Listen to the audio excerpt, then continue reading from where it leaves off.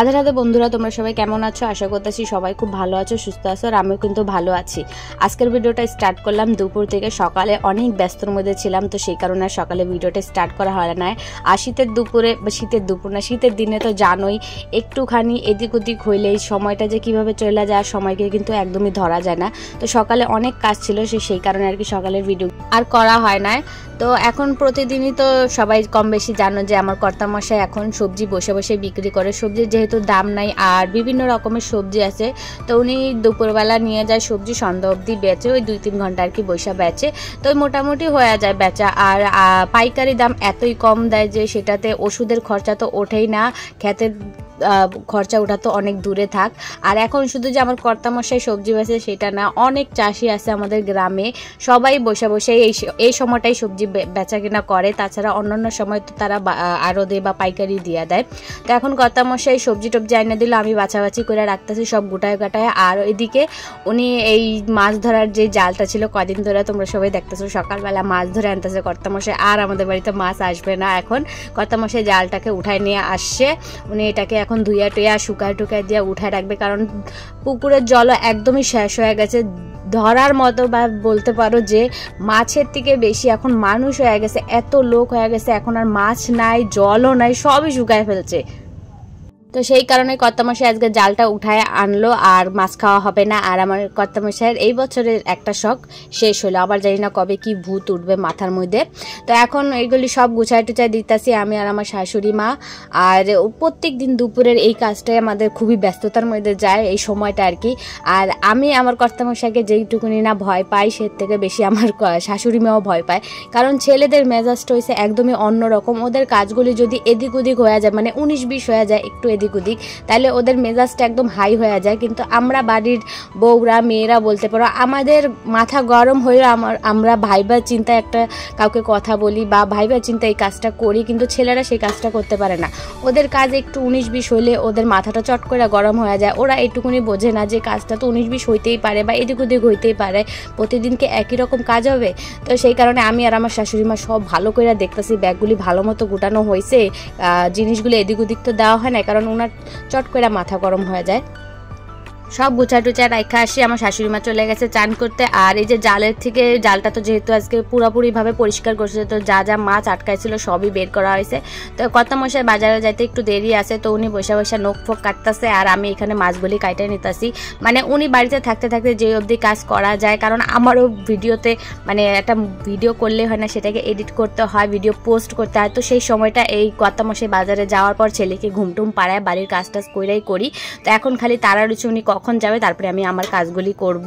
আর এইখানে হরেক রকমের সবজি আছে, বলতে পারো হরেক রকম বলতে 5-6 রকম আছে। এখনো অনেক সবজি আমাদের খেতে বাকি আছে, তো এখনও অনেক সবজি ওঠার বাকি আছে। একদিন নিয়ে যাব আমার মানে আমাদের জমিনে চাষ যেখানে করে সেখানে। আমিও এখন পর্যন্ত যাই নাই, এই সবজিগুলি যে উঠাইতেছে, কতটুকু লাগাইছে, কি বৃত্তান্ত, মানে এখন আমি ক্ষেতের কাছেই যাই না, একদিন যাব ঘুরতে। তো আমার মানে নিজস্ব একজন লোক বলছে যে তোমাদের আশেপাশের মানে মাঠ ঘাট চাষ, তোমরা যেখানে চাষ করো সেগুলো একটু দেখাইও, কিন্তু আমি সময়ের অভাবে যাইতেও পারি না, দেখাইতেও পারি না। আর আমার কর্তামশাই অত ভালো ভিডিও করতেও পারে না, তো সেই কারণে ওনাকে দিয়েও পাঠাই না। তো আমি একদিন যাই দেখাবো ওখানে।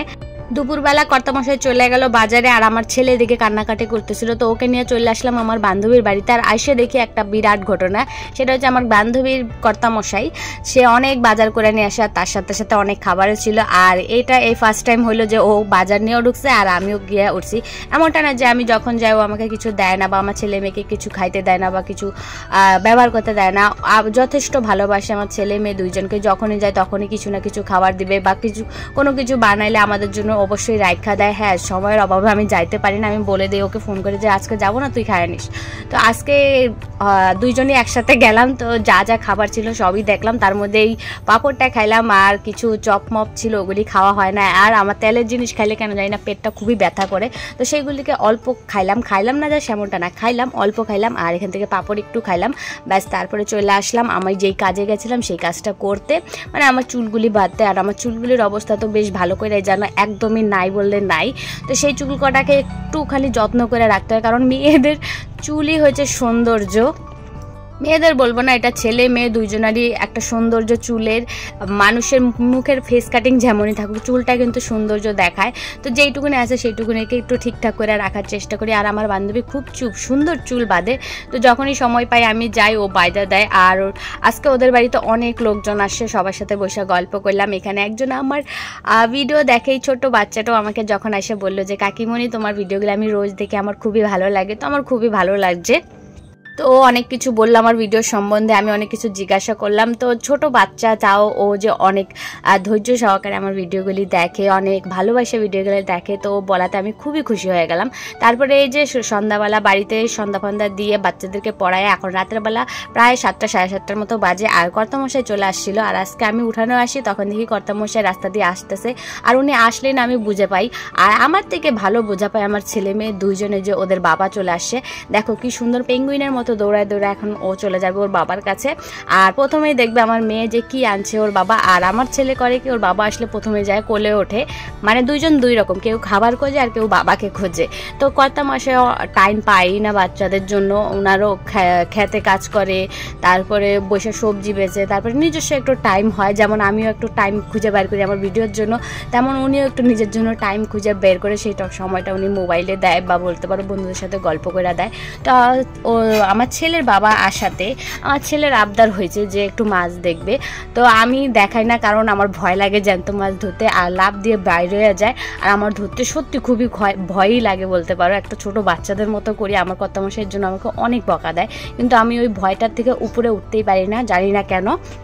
তো মাছ দেখার পর কর্তামশাই বললো কটা ভাত দিতে, তো সেই মতো দিলাম। এখানে অল্প কটা মাছ রয়েছে, সেই হিসাবে হাঁড়িটা অনেক বড় হয়ে গেছে, কিন্তু এর থেকে ছোটো হাঁড়িতে রাখলে একটু অসুবিধা হতো। তো এখন মাছগুলোকে যে ভাতগুলি দিলাম খাইতে, তো দেখো কীভাবে নাইরা চেরা খাইতেছে, তো দেখতে খুবই ভালো লাগতেছে। ভাই খিদা তো সবাইরই পায়, পশু বলো পাখি বলো মানুষ বলো, মানুষ খালি বলতে পারে নিজের হাতে নিতে পারে, তো সেই কারণে আর কি মানুষের খিদাটা কেউ দেখতে পায় না বুঝতে পায় না, কিন্তু পশু পাখি এদের খিদাটা আমরা সবাই দেখেও যেন অগ্রাহ্য করে দিই। বাবা আমাদের কাছে আছে বলে আমরা মনে করি যে থাক কেন দিব, কম হয়ে যাবে, কিন্তু ওরা তো পাই না বলো। আমরা কত অন্য এদিক ওদিক ফেলায় খাই, কিন্তু ওদের কথা ভাবতেও পারি না আমরা। তো সে যাই হোক, মাছগুলোরে খাবার দিলাম। এখন এই যে রুটি বানাবো, রুটি বানানোর পরে আমার মেয়ের আবদার হলো যে আজকে তেল দিয়ে রুটি খাবে। আর আমাদের ঘরে তেল দিয়ে রুটি খুবই কম হয়, কারণ আমার কর্তামশাইয়ের জন্য যখনই আমি তেল দিয়ে রুটি করি ওনার অনেকগুলি রুটি লাগে, আর আমার এত রুটি ভাজতে বিরক্ত লাগে, আর তেলও অনেক লাগে। সত্যি কথা বলতে তেলের জন্য আমি ভাজি না, তেল প্রচুর লাগে। আর এক প্যাকেট তেল আমার মনে হয় 1 সপ্তাহ যায় না। তারপরে কর্তামশাই বলবে যে এত তেল কি করছো, কিন্তু খাবে যে সেটা আর মনে রাখবে না। এটা মনে হয় আমার ঘরে না, সব ঘরেই করে বলো। ভালো মন্দ খাবে ঠিকই, কিন্তু পরে হিসাবটা নেবে যে এই বাজারটা আনছিলাম এতদিন হলো না, এতদিনে কিভাবে শেষ হয়ে গেল। এটা কিন্তু সব ঘরের কর্তারা মশাইরাই করে, তাই না বলো। তো আমার রুটি বানানো হয়ে গেল। এখন নিয়ে যাব আমাদের বাড়ির কুকুরের জন্য। আমাদের বাড়ি বলবো না, ওই এইখানে থাকে আর কি। তো এই যে বললাম আমরা বলতে পারি বলে আমাদের খিদাটা কেউ দেখে না বোঝে না, আর এরা তো বলতে পারে না, এরা ঠিক টাইম মতো এসে বসে থাকে। তো আজকেও দেখো ঠিক টাইম মতো চলে আসছে। আর ওকে যে দেই প্রত্যেক দিন আমি একটা থালা বা প্লেট নিয়ে যাই, কিন্তু ওনা ফেলে দেয়, আর একটা জিনিসে কয়বার দেওয়া যায় বলো। তো এখন ওই কাগজটার উপরে দিয়ে দিলাম, ও খায় নিবে। তো ঠিক আছে বন্ধুরা, অনেক বকবক করে ফেললাম আর অনেক কথাও বলে ফেললাম। আসলে কি হয় বলো তো, যাদের সাথে যার সাথে একটু ফ্রি মাইন্ডলি কথা বলার চেষ্টা করবা না, তার সাথে মনের কথা মন থেকে বের হয়ে চলে আসে। তো সেরকমই তোমাদের সাথে অবস্থা হয়ে গেছে। আমার কথা একবার বলা শুরু করলে আর থামি না, পেটে যা কথা থাকে সবই বের করে বলে দিই। কেউ ভালোভাবে নেয়, কেউ খারাপভাবে নেয়। তো ঠিক আছে বন্ধুরা, ভিডিওটা যদি একটু ভালো লাগে একটা লাইক করে দিও, আর যদি ভালো না লাগে প্লিজ স্কিপ করে দিও, আর একটা মিষ্টি কমেন্ট করে দিও যে তোমাদের কোথায় ভালো লাগছে।